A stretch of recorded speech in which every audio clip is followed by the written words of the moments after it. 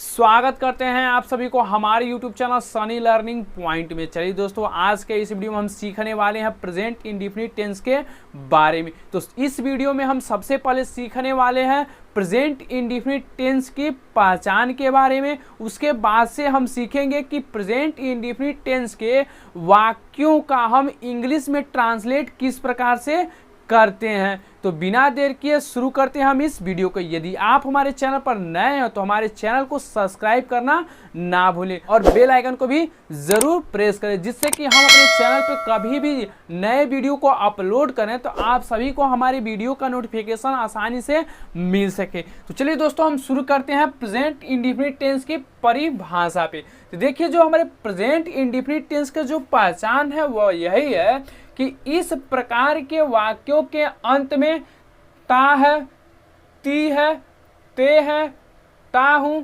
आदि शब्द आते हैं और जो कार्य का वर्तमान में होना पाया जाता है। तो जो हमारा प्रेजेंट इंडेफिनिट टेंस का जो पहचान है वो यही है कि इंडेफिनिट टेंस के वाक्यों के अंत में ता है, ती है, ते है, ता हूं आदि शब्द आते हैं। तो जैसा कुछ एग्जाम्पल है,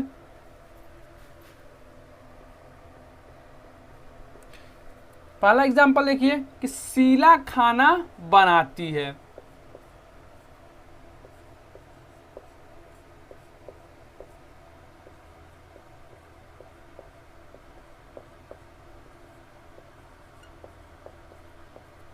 हम क्रिकेट खेलते हैं।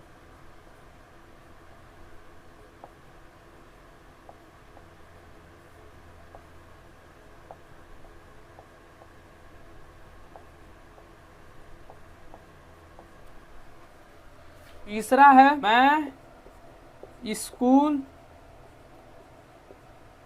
जाता हूँ। चौथा है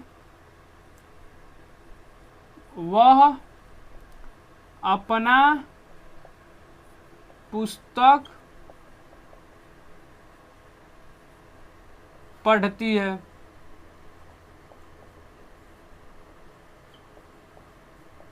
तो देखिए, जो ये चार उदाहरण है उन चारों उदाहरणों में आप एक चीज देख रहे होंगे,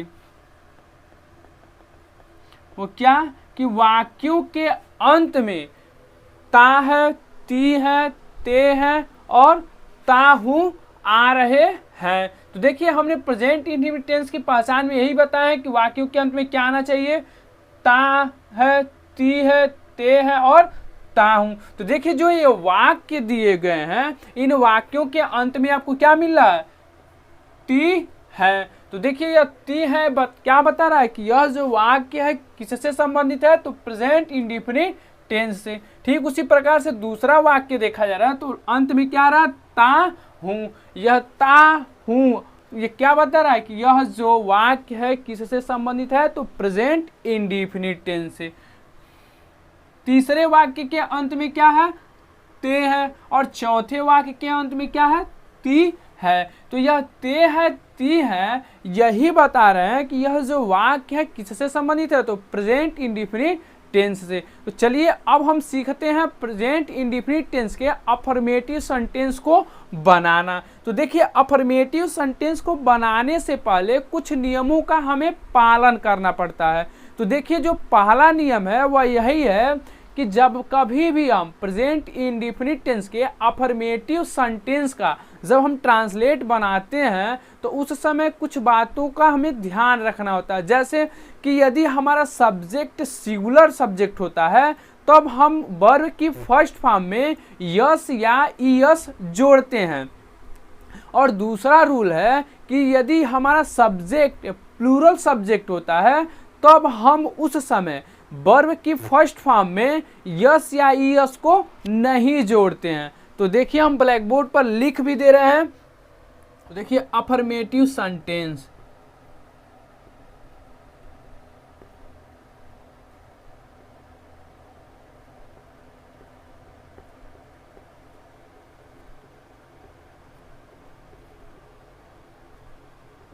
सकारात्मक वाक्य।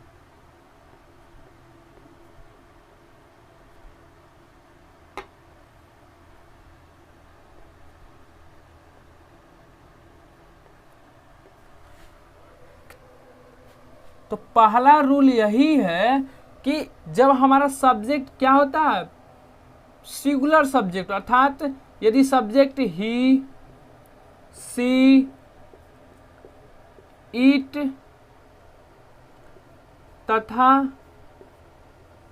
सिंगुलर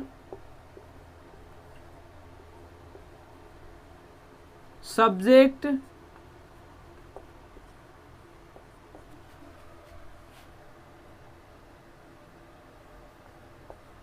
के साथ वर्ब की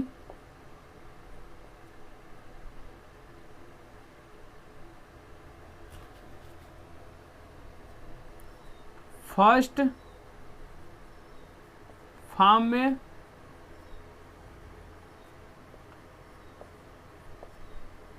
यस या ईएस जोड़ते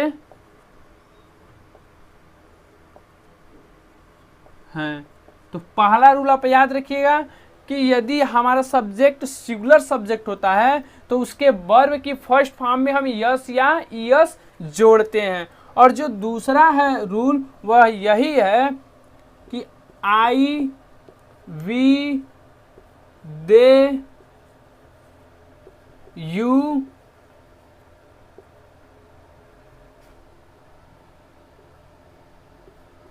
तथा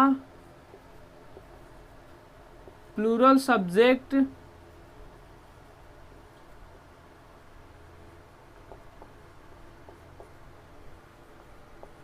के साथ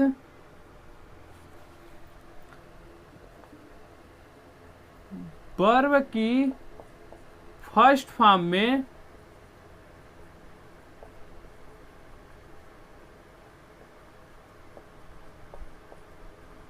यस या ईएस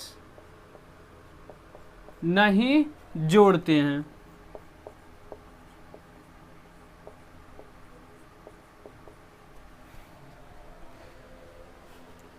तो आपको इन दो नियमों को याद रखना है, ठीक। तो जब भी हम अफर्मेटिव सेंटेंस का हम जब ट्रांसलेट बनाएंगे तो उस समय इन नियमों का पालन करना होता है। तो देखिए अफर्मेटिव सेंटेंस का ट्रांसलेट बनाने का फार्मूला भी आप याद कर लीजिए। फार्मूला यही है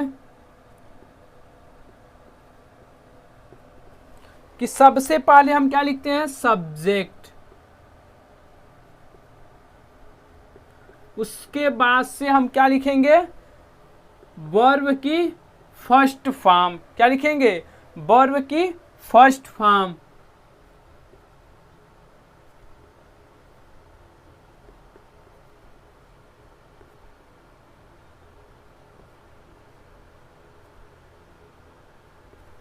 उसके बाद से हम क्या लिखते हैं, यस या ईएस को हम वर्ब की फर्स्ट फॉर्म में ही जोड़ते हैं। उसके बाद से होता है हमारा ऑब्जेक्ट, ठीक। तो यही जो है अफर्मेटिव सेंटेंस का ट्रांसलेट बनाने का फार्मूला है। क्या सबसे पहले हम क्या लिखते हैं, सब्जेक्ट, उसके बाद से लिखते हैं मेन वर्ब की फर्स्ट फॉर्म, उसके बाद से हम उसी में क्या जोड़ते हैं, यस या ईएस को जोड़ देते हैं। उसके बाद से होता है हमारा ऑब्जेक्ट। जैसे हम एग्जाम्पल के रूप में आपको बता रहे हैं कि हम अफर्मेटिव सेंटेंस का ट्रांसलेट कैसे बनाते हैं। तो पहला है जैसे शीला खाना बनाती है, ठीक। तो जो हमारा वाक्य है कि शीला खाना बनाती है, तो जब हम इसका ट्रांसलेट बनाएंगे तब हम सबसे पहले क्या लिखेंगे, फार्मूला क्या है कि सब्जेक्ट सबसे पहले हम लिखते हैं। तो इसमें सब्जेक्ट क्या है, शीला। सब्जेक्ट क्या है, शीला। तो सब्जेक्ट लिख दिए शीला। उसके बाद से क्या कर रहा है कि मेन जो वर्ब की फर्स्ट फॉर्म का हम क्या करते हैं, प्रयोग करते हैं। तो यहाँ पे तो क्या बनाती है, तो खाना बनाती है। तो बनाने के लिए क्या होगा, कुक।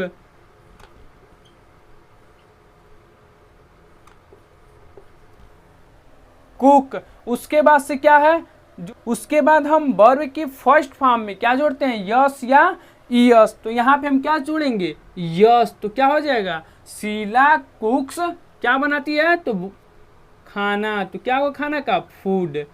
तो ट्रांसलेट हमारा क्या बना कि शीला कुक्स फूड। ठीक है। ठीक उसी प्रकार से दूसरा है कि मैं स्कूल जाता हूं। ठीक है। तो जो हमारा यह वाक्य है कि मैं स्कूल जाता हूं, तो इसका भी जब हम ट्रांसलेट बनाएंगे तो सबसे पहले हम क्या लिखेंगे, सब्जेक्ट। तो इसमें सब्जेक्ट क्या है, मैं का स्पेलिंग क्या होता है, आई।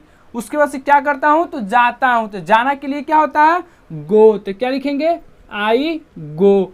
ठीक। तो गो जो है हमारे क्या है, वर्ब की फर्स्ट फॉर्म में। अब उसी फर्स्ट फॉर्म में हम क्या जोड़ना रहता है हमको, यस या ईयस। ठीक।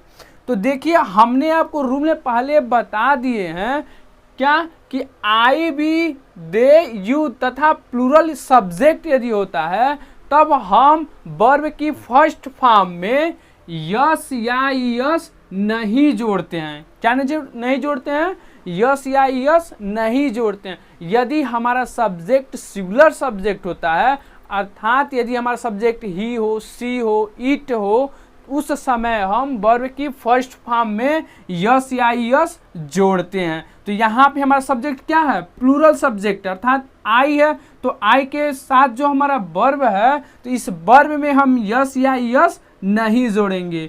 आगे हम बनाएंगे तो क्या होगा, आई गो। उसके बाद कहाँ जाता हूँ, तो स्कूल। तो स्कूल का क्या होता है, स्कूल।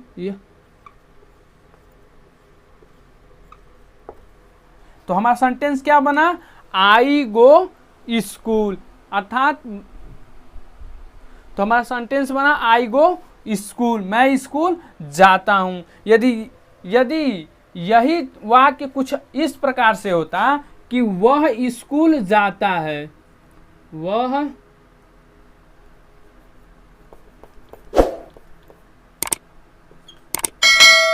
स्कूल जाता है, तो उस समय हम ट्रांसलेट इसका बनाएंगे। तो क्या होगा, सबसे पहले सब्जेक्ट क्या है हमारा, तो ही। ठीक। फार्मूला के अनुसार हम क्या लिखेंगे यहाँ पर, वर्ब। तो वर्ब हमारे क्या है, जाता है। तो जाता के लिए क्या होगा, गो। ठीक। तो यहाँ पे देखिए जो हमारा सब्जेक्ट है क्या है, सिंगुलर सब्जेक्ट है। जब हमारा सब्जेक्ट सिंगुलर होता है तो उसमें हम क्या जोड़ते हैं, यस या ईएस जोड़ते हैं। तो यहाँ पे हम क्या जोड़ेंगे, ई यस। उसके बाद से क्या, कहाँ जाता हूँ, तो स्कूल। तो हमारा वाक्य सेंटेंस क्या बना, ट्रांसलेट यही कि ही गोज स्कूल। ठीक है। अन्य एग्जाम्पल को भी हम बताते हैं। यह था हमारा एग्जाम्पल नंबर 1, यह था एग्जाम्पल नंबर 2 और यह था एग्जाम्पल नंबर 3। ठीक। तो चौथा उदाहरण है, वह अंग्रेजी पढ़ाते हैं, अंग्रेजी पढ़ाते हैं।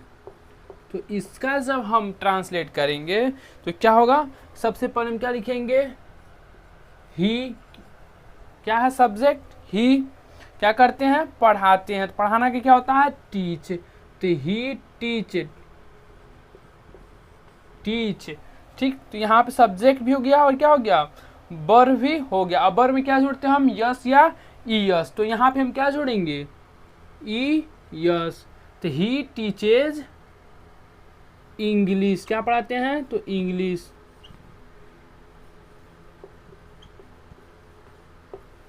तो क्या हो गया, ही टीचेज इंग्लिश। तो इस वाक्य में भी हम वर्ब में क्या जोड़े हैं, ईएस को जोड़े हैं। तो आप सोच रहे होंगे कि हमने कई वाक्यों के वर्ब में हम सिर्फ यस को जोड़े हैं और कई वाक्यों में हमने ईएस को जोड़े हैं। तो जानिए कब हम वर्ब में हम यस को जोड़ते हैं और कब यस को जोड़ते हैं। तो देखिए जब कि जो हमारा वर्ब है, यदि वर्ब की स्पेलिंग के अंत में क्या कि जो हमारा वर्ब आता है, क्रिया आती है, उस क्रिया के स्पेलिंग के अंत में यदि ओ हो या सी एच हो, यक्स हो, सॉरी यहाँ पे क्या होगा एस एच, तो क्या बताया हमने कि यदि वर्ब के स्पेलिंग के अंत में ओ आता है या सी एच आता है या यक्स आता है या यस एच आता है या डबल यस आता है, तो उस वर्ब में हम ईएस को जोड़ते हैं। क्या जोड़ते हैं? ईएस को जोड़ते हैं। यदि हमारे वर्ब कि जो स्पेलिंग के अंत में यदि यह अक्षरें आती हैं तो क्या जोड़ते हैं? वर्ब में ईएस को जोड़ते हैं। यदि वर्ब में यदि यह नहीं आते हैं तो हम सिर्फ यस को जोड़ देते हैं। तो आशा करते हैं कि आप समझ गए होंगे कि किन वर्ब में हमें यस को जोड़ना है और किस वर्ब में हमें सिर्फ यस को जोड़ना है। हमें सिर्फ उसी वर्ब में यस को जोड़ना है जिसके वर्ब के अंत में क्या आया हो, ओ आता हो, सी एच आता हो, यक्स आता हो या यस एच या डबल एच। जैसा कि एग्जांपल में देखिए कि यहाँ पे हम क्या लिखा है, गो। गो का जो गो क्या है? वर्ब। इसी वर्ब क्या है? ओ। तो ओ आने की वजह से हम क्या जोड़े हैं? ई एस को। ठीक उसी प्रकार से जो चौथा वाक्य हमने बनाया है, क्या था वर्ब हमारा? टीच। और टीच में हमने क्या जोड़ा? E S. क्यों? अब हम सीखते हैं निगेटिव सेंटेंस को किस प्रकार से बनाते हैं। तो सबसे पहले हम कुछ नियमों को ध्यान रखेंगे और उसके बाद से हम उसके फार्मूले को याद रखेंगे। तो चलिए आगे हम आपको बताते हैं। अब हम सीखने वाले हैं निगेटिव सेंटेंस अर्थात नकारात्मक वाक्य का हम ट्रांसलेट किस प्रकार से बनाएं। तो जिस प्रकार हमने अफर्मेटिव सेंटेंस का ट्रांसलेट बनाते समय कुछ नियमों का पालन किए हैं, ठीक उसी प्रकार से जब हम निगेटिव सेंटेंस का भी ट्रांसलेट बनाएंगे तो उस समय कुछ नियमों का पालन करना होता है। जिसमें से पहला है कि जब भी हमारा सब्जेक्ट सिंगुलर नंबर का होता है तो नहीं के लिए हम डज नॉट का प्रयोग करते हैं। यदि सब्जेक्ट हमारा प्लूरल नंबर का होता है तब हम नहीं के लिए डू नॉट का प्रयोग करते हैं। यदि वाक्य में कभी शब्द आता है तो वहां पर हम नेवर का प्रयोग करते हैं। तो लिखिए कि जो हमारा रूल है उसको भी आप जान लीजिए। जिसमें से पहला है कि यदि सब्जेक्ट हमारा ही, सी, इट तथा सिंगुलर सब्जेक्ट हो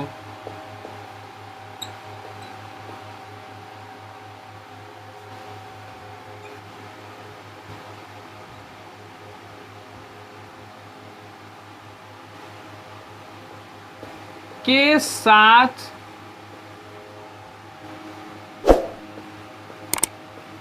डज नॉट का प्रयोग करते हैं। ठीक, यह जो था पहला नंबर। ठीक, दूसरा रूल है कि यदि हमारा सब्जेक्ट क्या हो? प्लूरल नंबर का हो। जैसे आई, वी, दे, यू तथा प्लूरल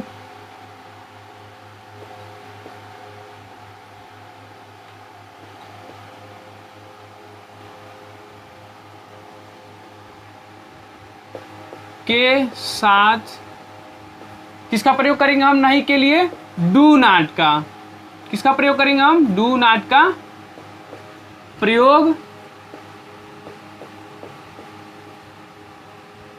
करते हैं।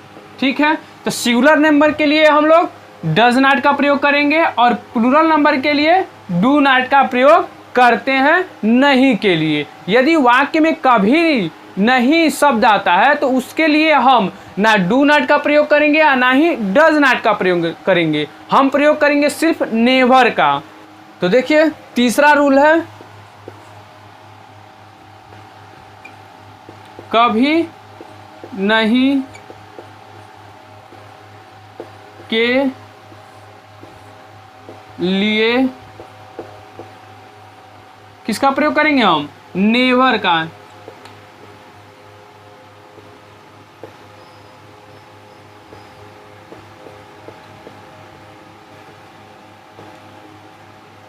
करते हैं। ठीक, तो अब जानिए कि निगेटिव सेंटेंस को बनाते समय हमारा जो फार्मूला है वह क्या है। तो वह फार्मूला यही है,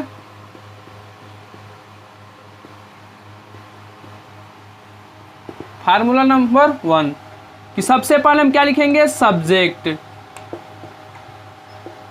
उसके बाद से हम क्या लिखेंगे? डज नॉट या डू नॉट, या कभी नहीं शब्द आता तो उसके लिए क्या प्रयोग करेंगे हम? नेवर का। उसके बाद से हम क्या प्रयोग करेंगे? वर्ब की फर्स्ट फॉर्म। उसके बाद से हम क्या लिखेंगे? ऑब्जेक्ट। तो यह जो है हमारा फार्मूला है निगेटिव सेंटेंस अर्थात प्रेजेंट इंडेफिनिट टेंस का। जब हम निगेटिव सेंटेंस को बनाएंगे तो उस समय हमें यह फार्मूला याद होनी चाहिए। वह फार्मूला यही है कि सबसे पहले हम सब्जेक्ट लिखते हैं, सब्जेक्ट लिखने के बाद से डज नॉट, डू नॉट या नेवर, इन तीनों में से किसी एक का प्रयोग हम कर्ता के अनुसार करते हैं। उसके बाद से होता है वर्ब की फर्स्ट फॉर्म। उसके बाद से हम लिखते हैं ऑब्जेक्ट को। तो चलिए एक उदाहरण के माध्यम से हम समझते हैं कि निगेटिव सेंटेंस का हम किस प्रकार से ट्रांसलेट बनाएंगे। तो देखिए पहला एग्जांपल है कि वह काम नहीं करती है।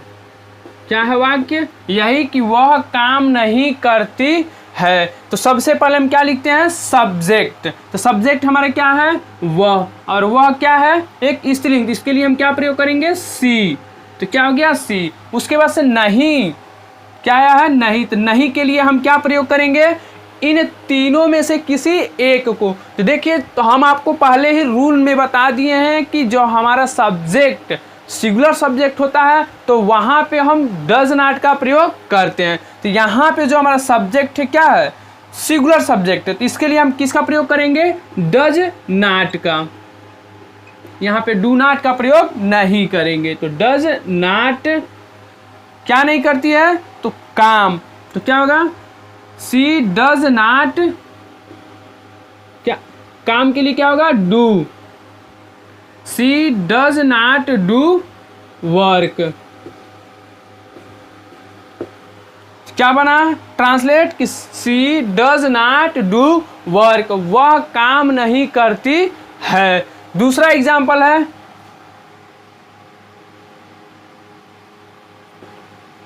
हम पतंग नहीं उड़ाते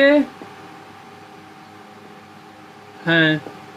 क्या है वाक्य? कि हम पतंग नहीं उड़ाते हैं। तो देखिए इसका ट्रांसलेट किस प्रकार बनेगा? तो सबसे पहले हम क्या लिखते हैं? सब्जेक्ट। सब्जेक्ट क्या है? हम। तो हम के स्पेलिंग क्या होता है? वी। ठीक, तो यह जो सब्जेक्ट है कौन सा सब्जेक्ट है? प्लूरल कि सिंगुलर? तो यहाँ पे जो सब्जेक्ट क्या है? प्लूरल सब्जेक्ट है। जब प्लूरल सब्जेक्ट होता है तो नहीं के लिए हम किसका प्रयोग करते हैं? तो डू नॉट का। किसका प्रयोग करते हैं? डू नॉट का। तो वी डू नॉट क्या नहीं करते हैं? तो उड़ाते हैं। तो उड़ाना के लिए क्या होता है? फ्लाई। तो we do not fly kites. तो हमारा क्या सेंटेंस बना है? कि we do not fly kites, हम पतंग नहीं उड़ाते हैं। ठीक, ठीक उसी प्रकार से अन्य एग्जाम्पल को देखा जाए। तीसरा एग्जाम्पल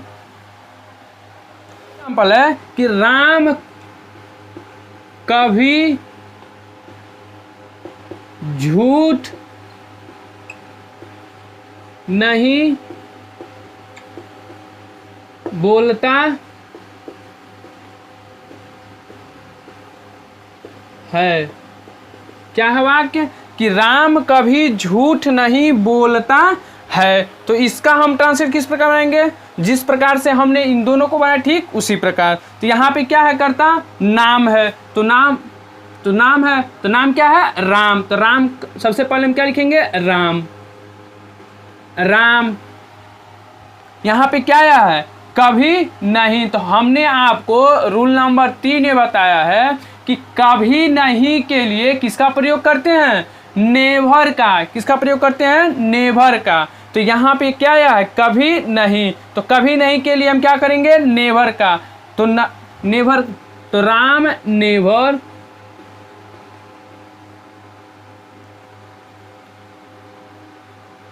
तो बोलता के लिए क्या होगा, टेल। टेल झूठ के लिए क्या होगा, लाई। और लाई, लाई का मतलब क्या होता है, झूठ। LIE। तो राम नेवर टेल अ लाई, राम कभी झूठ नहीं बोलता है।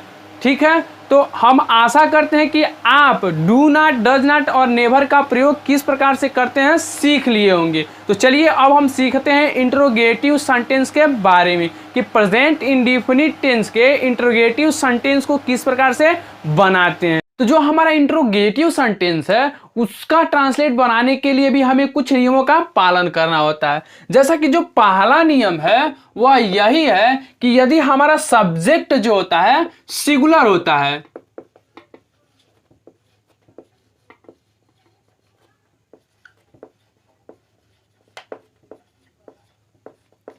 सिंगुलर सब्जेक्ट अर्थात कहने का क्या मतलब है कि यदि कर्ता हमारा ही, सी, इट या कोई नेम हो, तो उस समय जो हमारा सब्जेक्ट होता है वो क्या होता है, सिंगुलर सब्जेक्ट होता है। तो उसके लिए हम क्या के लिए, इसके लिए क्या के लिए हम क्या करते हैं, प्रयोग डज का प्रयोग करते हैं। जब हमारा सब्जेक्ट सिंगुलर सब्जेक्ट होता है तो उस समय हम क्या के लिए डज का प्रयोग करते हैं। और जो हमारा दूसरा नियम है वह दूसरा नियम यह है कि जब हमारा जो कर्ता जो है प्लूरल सब्जेक्ट का होता है तब हम क्या के लिए डू का प्रयोग करते हैं। जब हमारा सब्जेक्ट प्लूरल होता है, प्लूरल सब्जेक्ट होता है, जैसे कि यू, दे, बी, यू, तो क्या के लिए हम किसका प्रयोग करते हैं, डू का प्रयोग करते हैं। ठीक, तो यह जो है हमारे दो नियम है इंट्रोगेटिव सेंटेंस अर्थात प्रश्नवाचक वाक्य का ट्रांसलेट बनाते समय। आपको यही याद रखना है कि सिंगुलर सब्जेक्ट के साथ हमें डज का प्रयोग करना है और प्लूरल सब्जेक्ट के साथ हमें डू का प्रयोग करना है। तो जो हमारे इंट्रोगेटिव सेंटेंस के वाक्य होते हैं वह दो प्रकार के होते हैं। एक पहला है कि जिसमें प्रश्न सूचक शब्द जो होते हैं वह वाक्य के शुरू में आते हैं, और दूसरे टाइप का होता है कि जो हमारे प्रश्न सूचक शब्द होते हैं वह वाक्यों के बीच में आते हैं। जैसा कि हम आपको एग्जाम्पल के तौर पे दिखा रहे हैं कि दो प्रकार की होती हैं। पहला टाइप का होगा, क्या वह खाना पकाती है। ठीक, यह जो है पहला है। और दूसरे टाइप का है कि जिसमें हमारा जो प्रश्न सूचक शब्द अर्थात जो क्वेश्चन वर्ड होते हैं वह वाक्यों के बीच में आते हैं। जैसे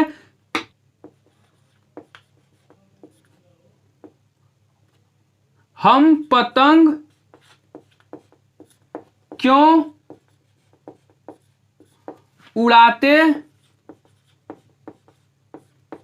हैं। ठीक है, तो देखिए इसमें जो है हमारा क्वेश्चन वर्ड कहाँ आया है, वाक्यों के शुरू में आया, और दूसरे में क्या है, हम पतंग क्यों उड़ाते हैं, तो इसमें जो क्वेश्चन वर्ड है कहाँ आया है, वाक्यों के बीच में आया है। ठीक, तो और जो तीसरा रूल भी आप याद रख लीजिएगा जो सबसे महत्वपूर्ण है वह जब हम इंटरोगेटिव सेंटेंस का ट्रांसलेट करते हैं तो वाक्य के अंत में प्रश्नवाचक चिन्ह अवश्य लगाते हैं। ये तीसरे रूल में लिख लीजिए कि प्रश्नवाचक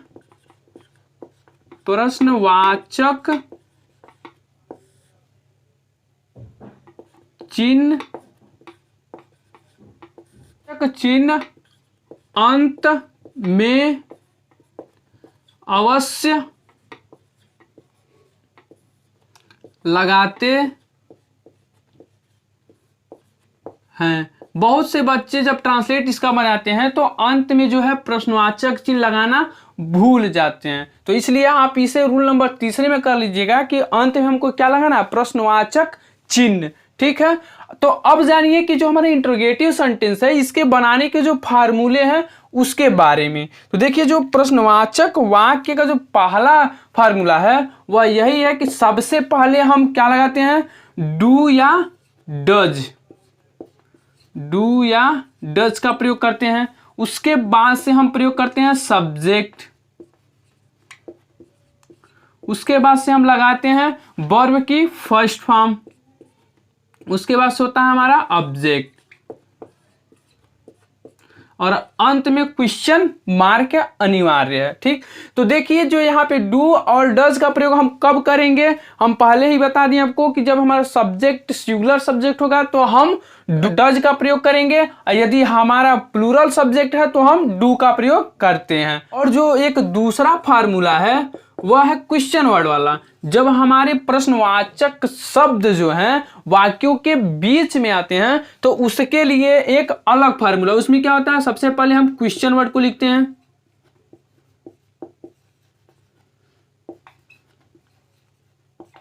क्वेश्चन वर्ड। उसके बाद से सेम टू सेम यही फार्मूला हमें फॉलो करना है। देखिए क्या इसमें जुटा है, सिर्फ क्वेश्चन वर्ड। उसके बाद से वही प्रक्रिया होगी, डू या डज। उसके बाद से होगा हमारा सब्जेक्ट। उसके बाद से होगा वर्ब की फर्स्ट फॉर्म। उसके बाद से होगा हमारा ऑब्जेक्ट। ठीक, तो जो हमारा पहला नियम है ठीक उसी प्रकार का हमारा दूसरा नियम, बस इसमें क्या हो जा रहा है, एक चीज बढ़ जा रहा है, वो क्या, क्वेश्चन वर्ड। जब हमारे वाक्य में प्रश्नवाचक शब्द बीच में आएंगे तब हम पालन करते हैं फार्मूला नंबर 2 का। ठीक है, तो अब जानिए कि एग्जाम्पल के माध्यम से कि हम इसका ट्रांसलेट किस प्रकार से बनाते हैं। तो देखिए जो पहला एग्जाम्पल है,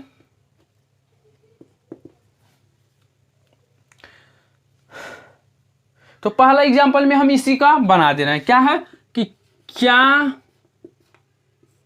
वह खाना पकाती है, क्वेश्चन मार्क। तो इसका क्या, प्रश्नवाचक वाक्यों का ट्रांसलेट बनाते समय आप एक चीज जरूर ध्यान रखिएगा, सबसे पहले आप उस वाक्य को पढ़िएगा और पता कीजिएगा कि वह जो वाक्य है वह किस फार्मूले पर काम करेगा। तो देखिए यह जो वाक्य है इसमें क्या शब्द पहले आया है, तो इससे आपको पता चल गया कि हमें किस फार्मूले पर काम करना है। तो हमें फार्मूले नंबर 1 पे काम करना है। ठीक, फार्मूले नंबर,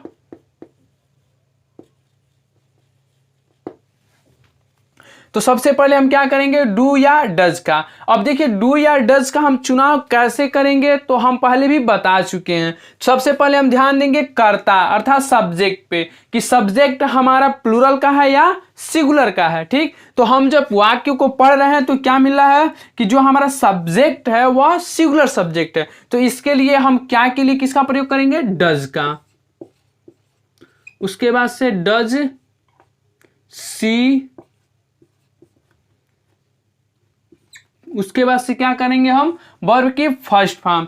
तो पकाने के लिए क्या होता है, कुक।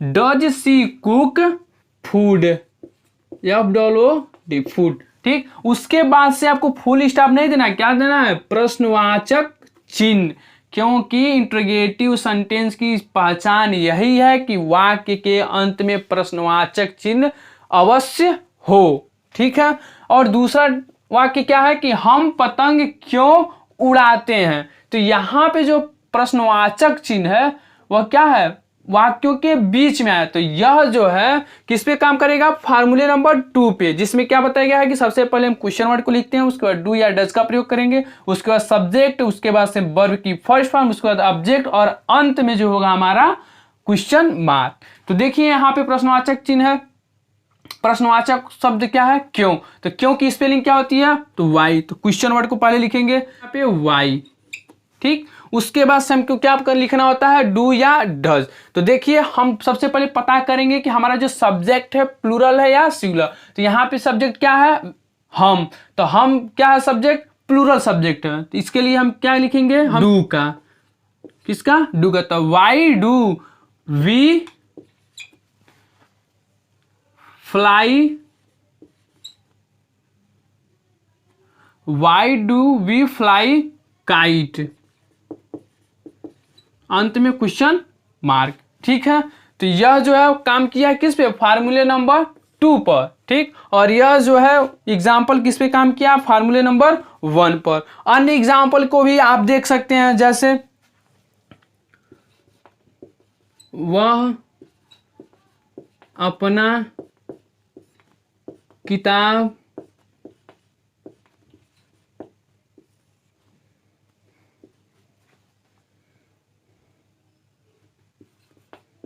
क्यों पढ़ता है। तो इस यह जो वाक्य है किस पे काम करेगा, फार्मूले नंबर 2। क्यों, क्योंकि इसमें जो है क्वेश्चन वर्ड बीच में है। तो सबसे पहले हम क्यों की स्पेलिंग लिखेंगे, तो क्या होगा, वाई। उसके बाद से हम पता करते हैं सब्जेक्ट की, जो हमारा सब्जेक्ट है सिंगुलर या प्लूरल। तो देखिए यहाँ पे जो सब्जेक्ट है क्या है, सिंगुलर है। तो इसके लिए हम यहाँ पे क्या लेंगे, डज। तो वाई डज ही, पढ़ना के लिए क्या होगा, रीड।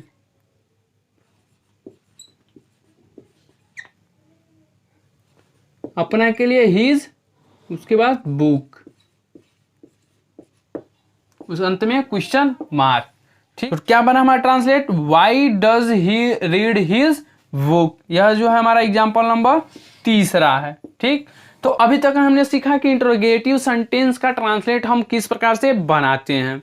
अब हम सीखते हैं कि इंट्रोगेटिव निगेटिव सेंटेंस का ट्रांसलेट कैसे बनाए। तो देखिए जो हमारा इंट्रोगेटिव निगेटिव सेंटेंस है वह सेम टू सेम हमारे इंट्रोगेटिव सेंटेंस पर ही आधारित है, बस उसमें से थोड़ा सा क्या हो रहा है, परिवर्तन। इंट्रोगेटिव निगेटिव सेंटेंस अर्थात प्रश्नवाचक भी हो और उसके साथ ही क्या हो, नकारात्मक में भी हो।